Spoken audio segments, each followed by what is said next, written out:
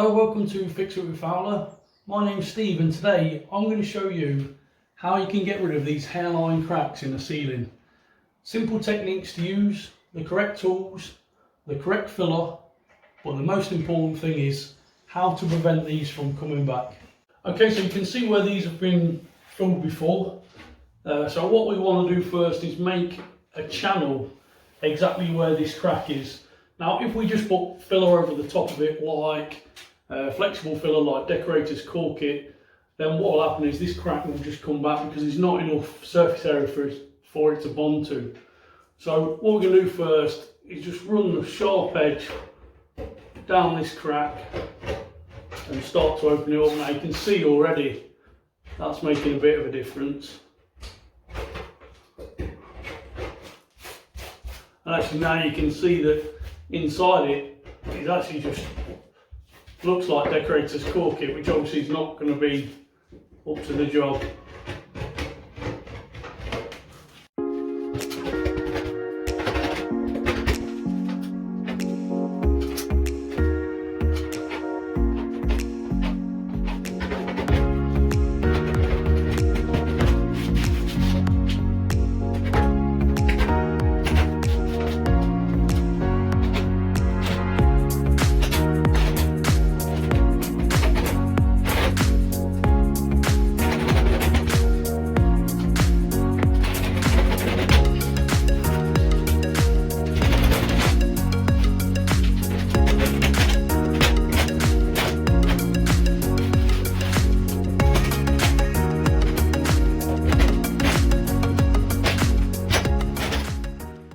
Okay, so that's all the joint raked out, so you can see obviously that's where the cracks were. So first of all we've got to understand why these cracks are happening. So the first crack, which is easiest to address, is along this way, and that actually sits on the joist. Now to test whether it's on a joist, you can get a bradawl or a small drill bit in a drill. Now if you go somewhere along this joint and push it through, you can then feel that there's wood there. So that means we've got joists going this way. Now I know they go that way because I've been into the loft. So what's happening here? Well, that's simple. We've got a joist here and a joist near the wall. As the plasterboard's been put up, that is a natural joint in the plasterboard. So they put one sheet there and one sheet there, but there's no fixings here. That's quite common. This house is about 50 years old. And this is original. So what they've done, they've put a mesh tape onto the plasterboard and then plastered it. Now over time with that movement, the mesh tape has started to fail, and that's why this crack has happened. So let's get on to fixing it and let's talk about the filler. So our options with filler.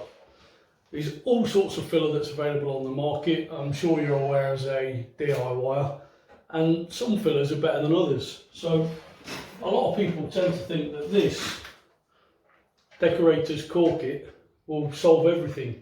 Now we could quite easily just fill that up, smooth it off with a finger, paint it and think that's finished, but it's really not. The other option is something like a lightweight filler. So that is brilliant for small imperfections in walls, ceilings, not so good for bigger gaps.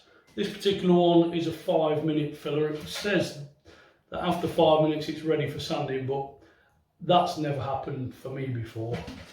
The next thing you've got is something like this, a deep hole filler.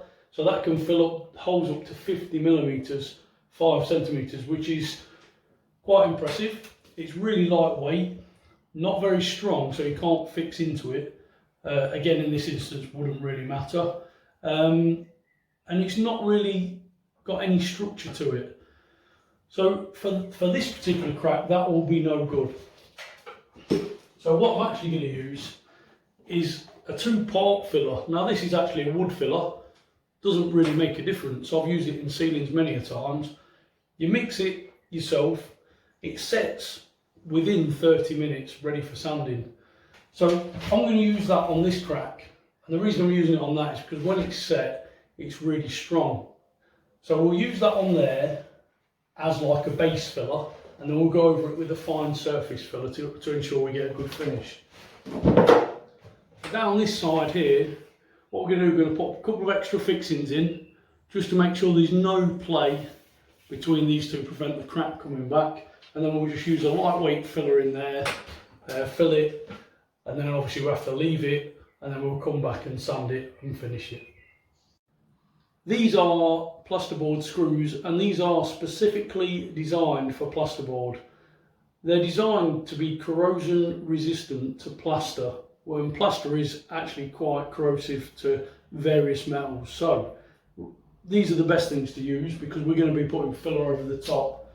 So all you need to do first, make sure you know where the joists are, and then put a screw each side.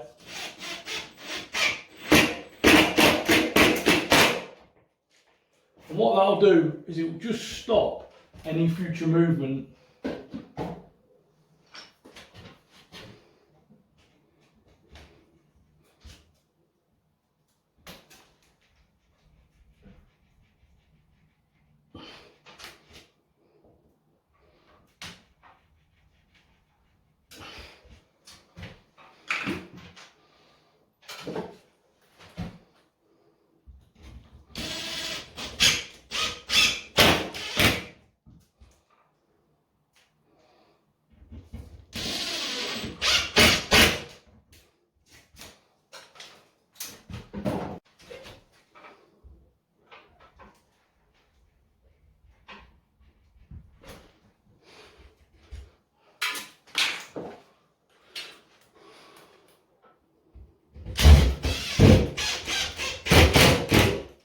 Okay, so all you're going to need to mix this really is obviously the wood filler itself.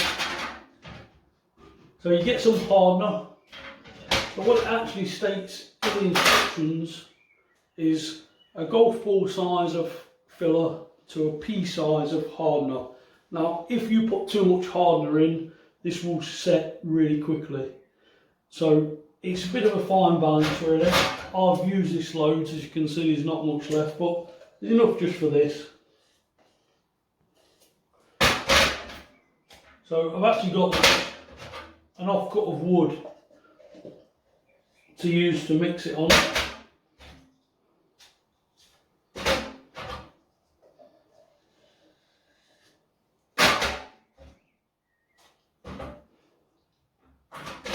Golf ballish.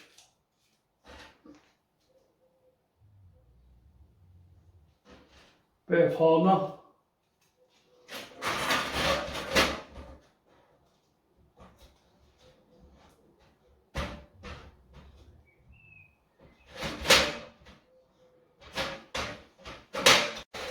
Okay, so what you're actually trying to do is just fill this up. Now luckily this is really easy to sand again.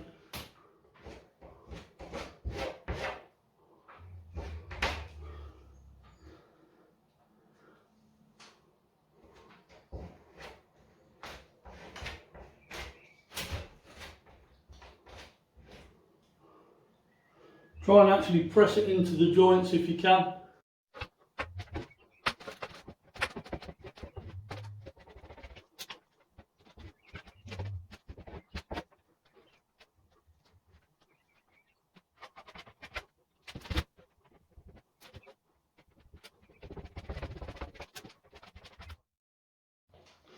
Place onto the lightweight filler.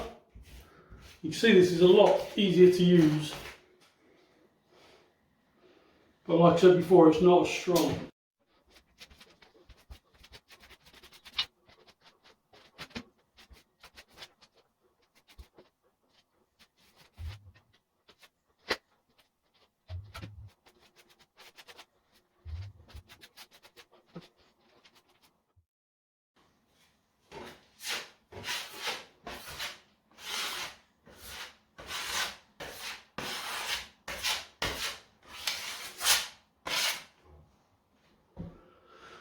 And then we're going to leave that.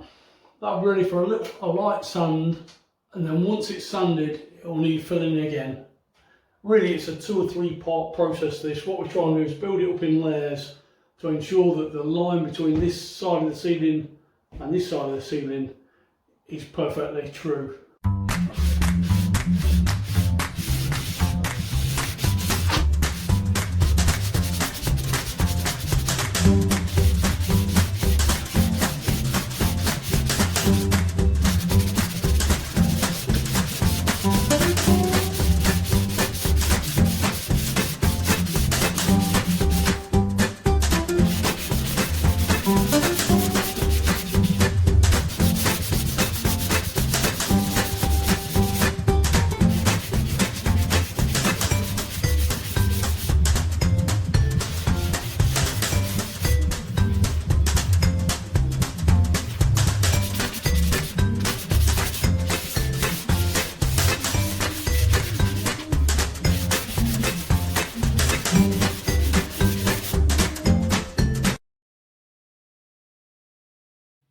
So that is the ceiling all finished now. We've raked out the joint, filled it, sanded it, and it's had 2 coats of Dulux Super White emulsion.